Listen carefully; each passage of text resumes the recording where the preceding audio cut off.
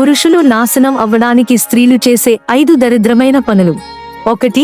భర్త యొక్క కుటుంబ సభ్యులతో శారీరక సంబంధాలు పెట్టుకొని అవి భర్తకు తెలిసినా కూడా వాటిని అలాగే కొనసాగించడం. ఇలాంటి పనులు పురుషుడిని మానసికంగా నాశనం చేస్తాయి.